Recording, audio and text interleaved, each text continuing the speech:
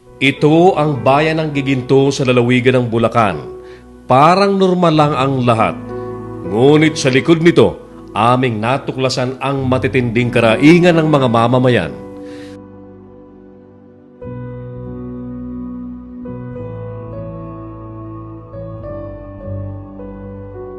Dahil dito, gobyernong may puso na ang hanap ng mga taga-Giginto ngayon. Nang maupo pala kasi sa pwesto ang kasalukuyang alkalde, tila dilubyong Yolanda umano ang dala nito sa mga taga-Giginto. Walang matinong serbisyo, benepisyo sa mga kabata at mga senior citizens na wala, sobra-sobrang taas ng buwis at mga di may paliwanag na paggasta ng pera ng bayan. Alam mo, sa akin hindi napakaganda. Kasi yung mga benepisyong binigay ko noon dati sa ating mamamayan bilang serbisyo sa kanila, inalis lahat. Meron nga akong kasamaan, sinasabi nung sila'y manalo, parang tinamaan ng Yolanda ang aming bayan. Yung mga benepisyo ng mga senior citizen na wala, benepisyo ng mga kabataan na wala, at yung mga buwis namin dito sa ating bayan, lumakit napakaraming negosyante nagrereklamo. Dahil hindi nagampanan ng nakaupo ang mga dapat na serbisyong ibinibigay sa bayan, si Mayor Gani Pascual pa rin ang takbuhan ng kanyang mga kababayan.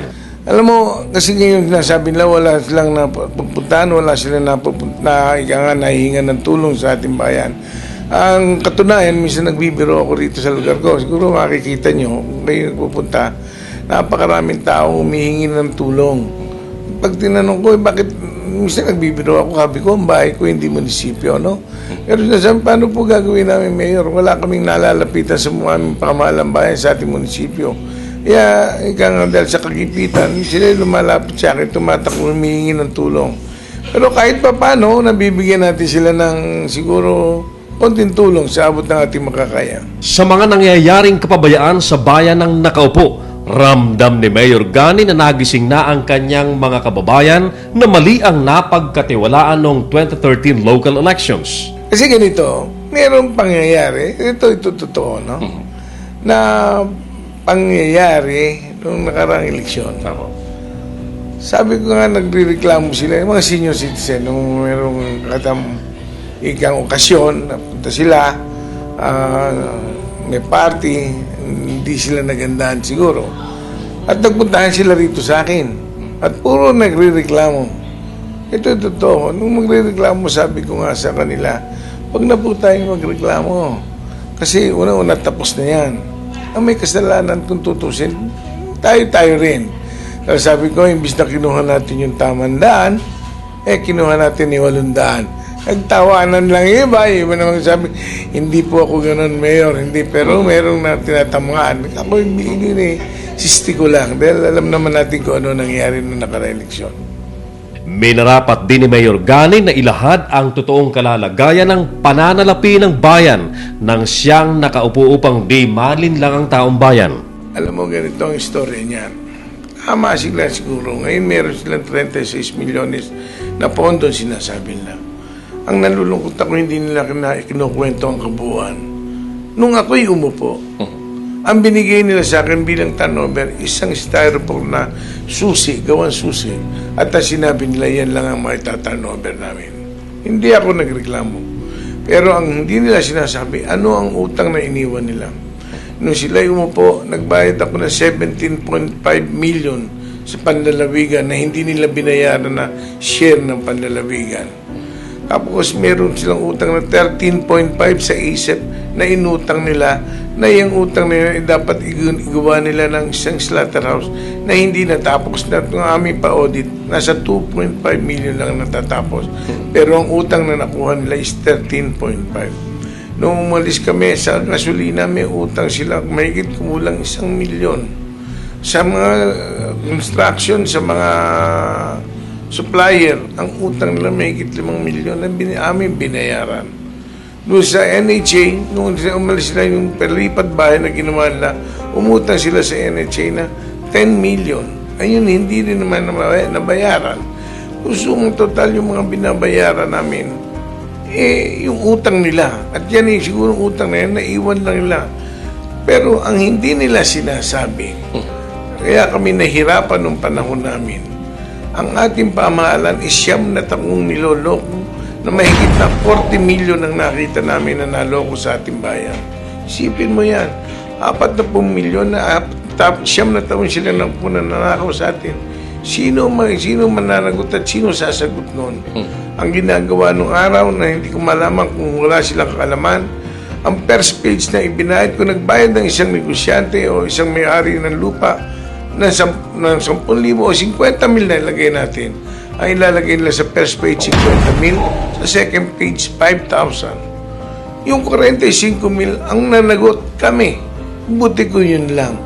Nung suma total na abuti namin, ang utang na dapat namin sagutin dahil sa maling pangmalakad o ika nga sa pandarayan ng mga empleyado sa treasury, hindi ko alam kung kasama siya, 40 million.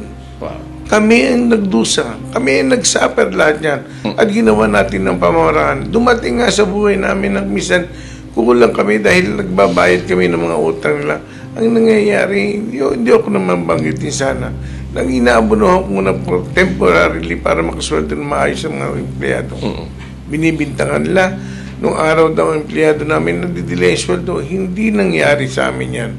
Ang totoong advance pa rin ang aming empleyado ng halos 3 hanggang 4 na araw ng pasweldo. Ginagawa natin ang pamaraan kahit sa ating sariling bulsa, inaabunuhan natin muna for the meantime yun.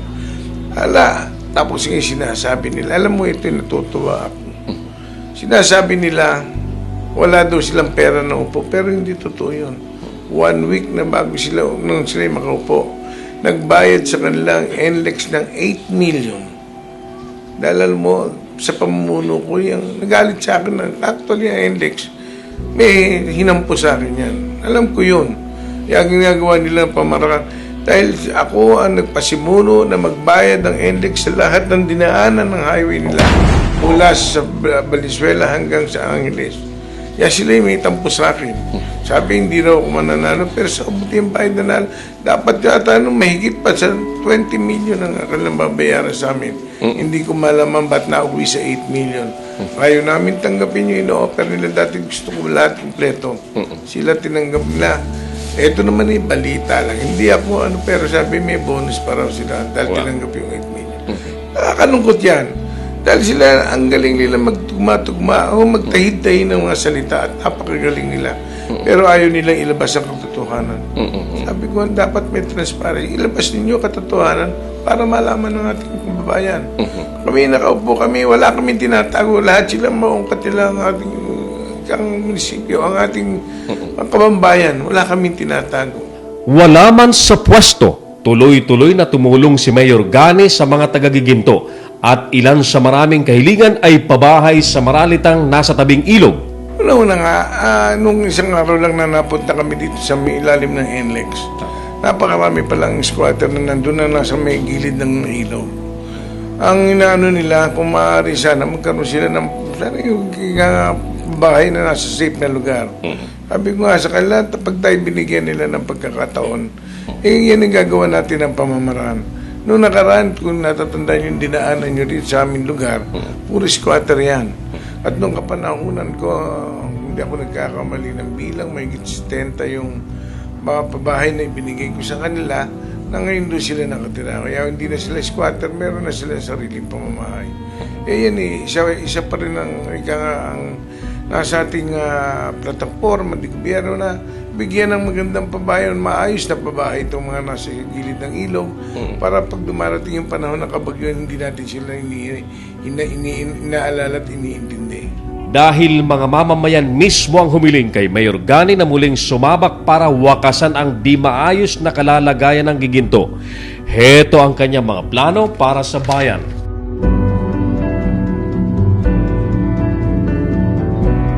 Unang, alam mo, nasabi ko sa pangkalusugan, kasi nung panahon natin, gumawa tayo ng isang ospital. At tayo lang dito sa Bulacan, ang masasabi ko na mayroon sariling isang ospital na ang nagpapalakad ng ating pamahalang bayan. Yan naitaguyod na namin na mahigit na 5 taon. Dahil sa pag-upo ko, ginawa namin yan. Kahit nga hirap kami sa pananalapi, ginapang yan at nagkaroon naman ng katugunan. At nung yan ay nandyan na, binigyan natin napakaganda serbisyo ang ating mamamayan. Nagbigay tayo ng libreng blood chemistry, libreng physical examination tuwing Tuesday and Thursday. At kung ika nga senior citizen natin, papasok, yan tutulungan natin lumabas pag talagang kapos na kapos sa buhay, hindi natin sinisingil. Bagamat sa amin, dito sabi ko, pag nagkasakit ka doon sa hospital namin, tiyak ikaw mapapasok, nang gagamutin ka kahit wala kang pera, at 3 araw mo pananatili doon, wala kang iintindihin mo na. At ang ginawa namin, nung napansin namin yung araw na nahihirapan ng mga tao, pinagbibigyan natin ng PhilHealth Pinoy yung mga tao na yan na para walang... Sa pamamagitan nun, alam mo ba, no, after 2-3 years, kumikita pa yung aming hospital. At kami, napakita pa namin ng 23 million nung kami nakaupo sa pagbibigay ko lang ng PhilHealth sa mga ating kababayan. Yun, hindi ko malaman kung bakit hindi nila maisipat at hindi nila masagawa ngayon. Yan ang isang bagay na aking inanais dahil talaga naman ako yung naglaramdam na kapag ang isang mamamayan nagsabing namatay o ika nga yung kapitbahay ko, kapatid ko, minsan hindi man nakatikim ng tamang gamot. Yan ang binigay natin sa pangkalusugan at yan muli nating iaayos at bibigyan ng suporta sa ating mga kababayan. Ang pangalawa, ang ating edukasyon. Alam mo, ako rin lang dito sa ating bayan, sa Bulacan, ang mayroon sariling isang kolehiyo na sabi nila nung araw na sa kami hindi totoo mangyayari, hindi magkakaroon ng katugunan. Pero yan ika nga nagkaroon ng katuparan at nagbigay tayo ng napakaraming eskola sa kabataan. Sabi ko kasi, ang katuwiran ko nga, kapag ang kabataan ay graduate lang na high school at hindi nakapagpatuloy sa kolehiyo, napakaliit ng porsyento na siya maging matagumpay ng matagumpay sa buhay. Ibig sabihin matagumpay, yung makakapag taguyod ka ng yung pamilya na mariwasan na maayos. Kasi pag high school graduate ka lang, di ba? Sana, napakababa ng iyong magiging sweldo.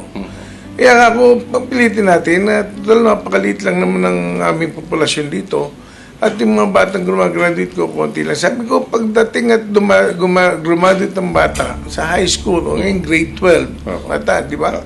K-12. Pilitin natin sila makapag-aral. At kapag ang mga magulang yung sasabihin at makikita natin na hindi kakayanin pag-aralin sa kolehiyo ang bata, bigyan natin ng scholarship sa ating pamahalaan lokal para kaya nga silang matulungan. Isang aming pang iniintindi ngayon, sasabi ko nga yung ating katahimikan. Alam mo, dito sa aming lugar, napakalaganap ng droga. Ako'y nagdana, ika nga pagdating sa droga, yan, pinagkaingat-ingatan ko nung ako'y nakupo. At sinigurado ko, kinamusap ko lahat ng mga barangay na hanggang maaari, mapuksa namin yan. Nung kami, tahimik ang droga rito sa amin. Ni hindi kami nauulat sa dyaryo o kung ano na naririto. Pero ngayon, lahat ng barangay namin, number 1, napakaraming ika nga nalulumog sa droga. Ako'y nalulungkot. Gusto kong bigyan ng pansin at ika nga kalutasan para matulungan natin ang ating mga kababayan. Sabi ko nga, siguro, ang pinakamabuti, isang sinasama ko sa programa namin, ang pagkabuhayan.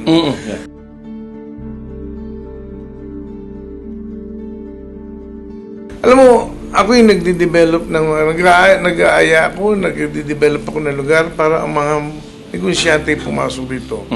Sabi ko nga sa akin pananalita, ako yung pwede mag-develop sa ibang lugar. Pwede kong magnegosyo sa ibang lugar. Pero lahat ng negosyo ko, pinipilit ko dito lang sa bayan ng Ngilto para makatulong sa ating mga kababayan. At yung mga negosyante pumapasok dito, minsan, alam mo, siguro hindi ko inaano yung sarili ko, no? Minsan madidinig mo yung mga nagtatayo ng hanap buhay. Mayor, ano ba ang SOP natin? Maraming tatanong yan. Ito, totoo.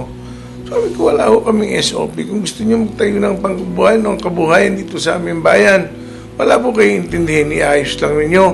At siguro, kako, isa lang ang hihingiling ko sa inyo. Sana, kako, bigyan nyo ng pagkakataon ng aking kababayan. Pilitin nyo kung kayo may hanap buhay na itatayo dito at negosyo itatayo dito, at least 70% ng inyong mga empleyado manggagaling sa bayan ko at wala kayong iintindihin. Ayan, alam mo, nagkakaroon ng katuparan niya. Napakarami nagbukas ng hanap buhay dito. Nakaramihan ang kinukuha ng empleyado dito sa aming bayan. Yan, sabi ko, tingin natin, ang problema natin ngayon, itong ating katunggali na nakaupo, minamahalan masyado ang buwis ng lahat ng tao. Ultimo, napakaliliit na tindahan malilit, binibigyan nila ng napakamahal na buwis. Minsan ang tindahan mo, 4,000 ang yung puhunan sa malilit. Sisigil mo ng 5,000. Katapos na noon, hindi na makapagtitinda sa susunod yun.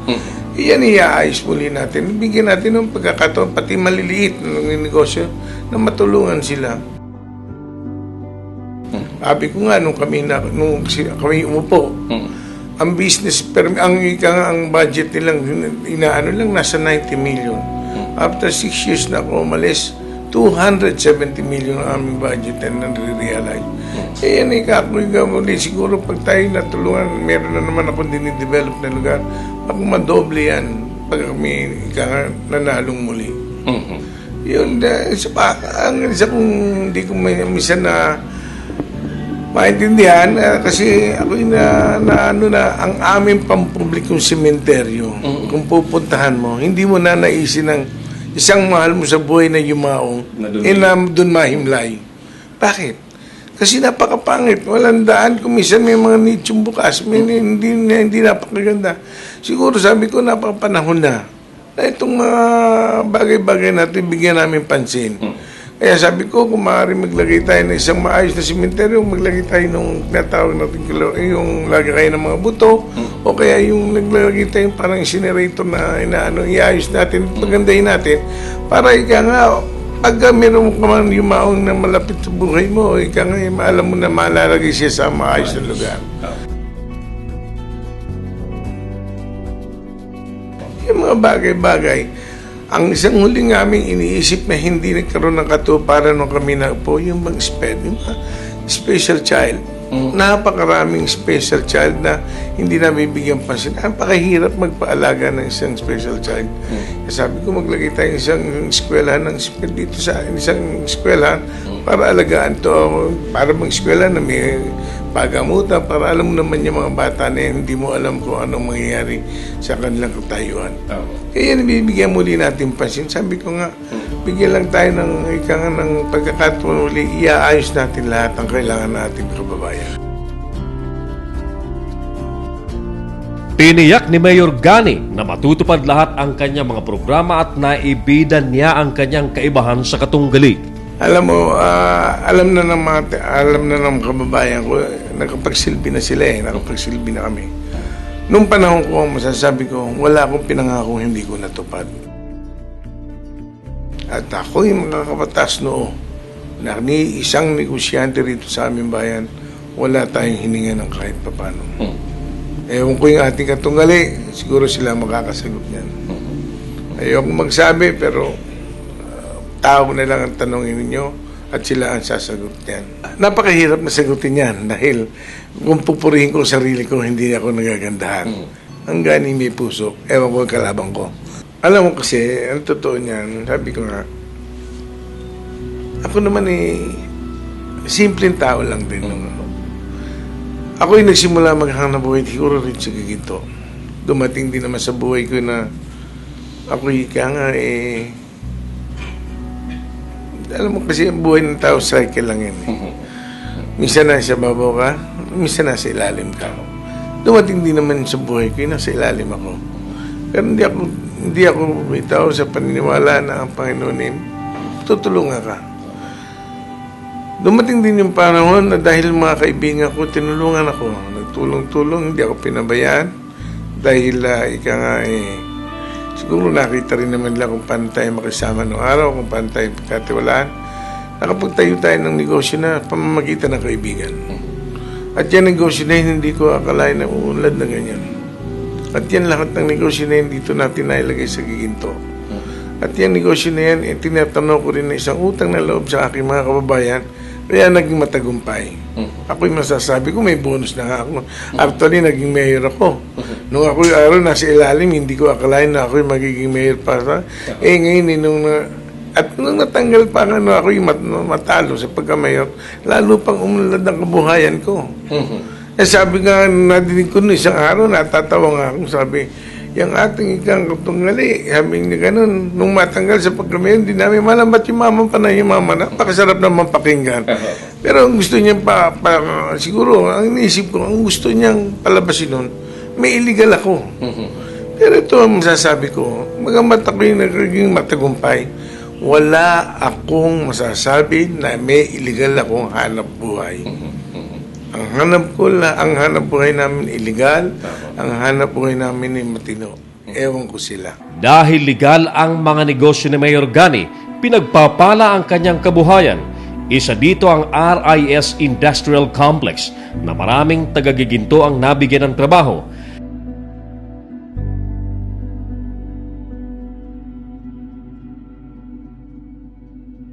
Dahil matagumpay, tuloy-tuloy siyang nakapag-aabot ng tulong sa mga kababayan. Narito ang ilan sa napakaraming natulungan ni Mayor Gani sa kanyang bayan. Simula po SK ako, nung kabataan ko, kilala ko na si Mayor Gani dahil nung sangguni ang kabataan ako, si Mayor Gani na po ang mayor namin. Tapos, nagtapos po ako ng kolehiyo bilang isang accountant. Kinuha po ako ni Mayor dito sa office niya bilang accounting manager. At dito po, nakita ko kung gaano talaga kabuting tao si Mayor dahil sa aming mga empleyado dito, makikita yung concern niya personally, hindi lang bilang isang boss, hindi lang sa trabaho, kundi sa mga personal na buhay namin. Madaling lapitan ng kahit sino, minsan nga kahit hindi pa niya kakilala ng personal. Siyempre, gusto ko magpasalamat kay Mayor dahil isa siyang inspirasyon sa lahat, sa maraming tao, isa siyang inspirasyon dahil ako talaga iniidolo ko si Mayor. Ang gusto ko pag dumating ako sa punto ng buhay ko na kaedad ni Mayor, gusto ko makatulong ako sa maraming tao. Dahil yung pag-uugali ni Mayor, yun talaga yung iniidolo ko sa kanya. Dahil madali siyang lapitan ng mga tao. Dahil kasi ako nung nakaupo na sa dyan, medyo pasakit-sakit na rin ako eh. Madalas ako magpapadoktor. Diyan sa ospital na tinatag ni Mayor, libre ang laboratory dyan. Kaya madalas ako magpa-laboratory ng libre. Ang mga senior citizen kasi dyan, libre talaga ang laboratorio. Saka talagang may discount kami. Ngayon, basta nagpa-laboratory ko dyan, may bayad. Sinisingil daw ang laboratory dyan, kaya wala nang nagpapa-laboratory dyan ngayon. Doon na sila pumupunta sa mga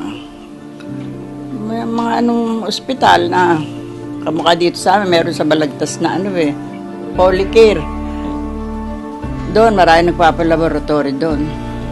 Miss namin si Mayor. Dahil kasi si Mayor madaling lapitan talaga. Pag lumapit ka dyan, di ka bababa ng looban niya ng hindi masusolusyonan yung inilapit mo sa kanya.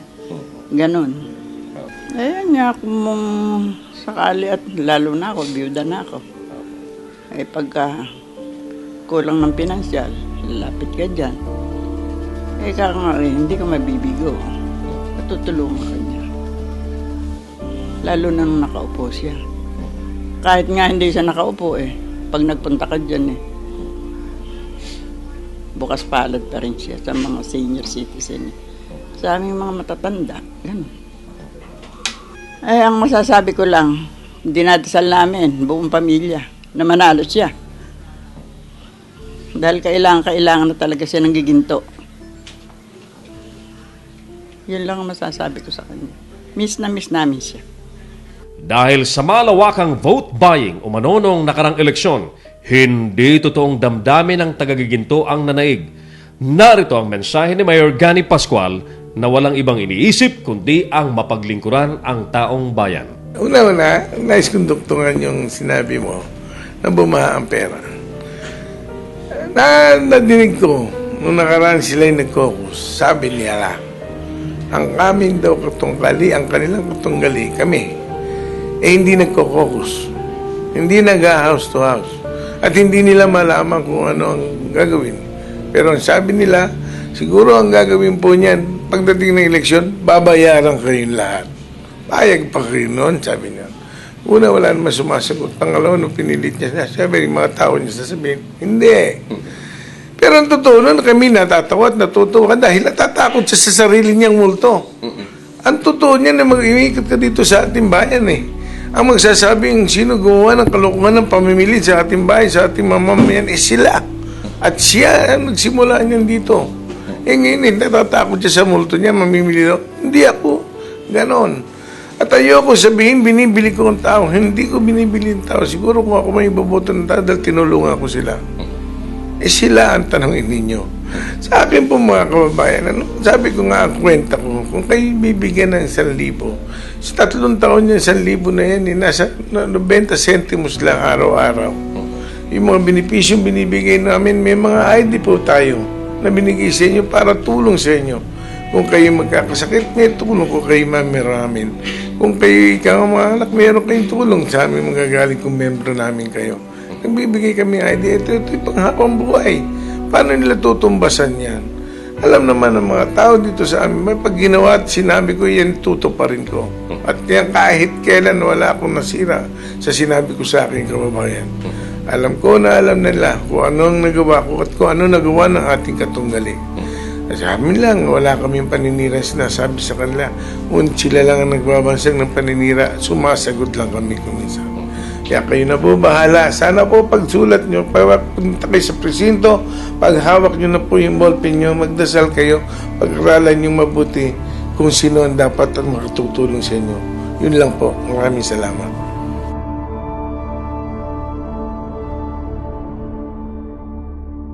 Sa ating pong mga kababayan, dapat muling ibalik ang serbisyo ng ospital ng Giginto. Dapat muling ibalik ang mabuting pamamahala ng kolehiyo ng Giginto.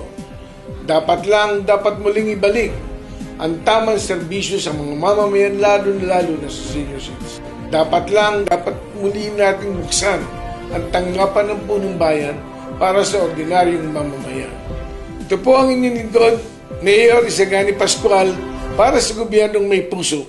Sa May 9, number 2 po sa balota.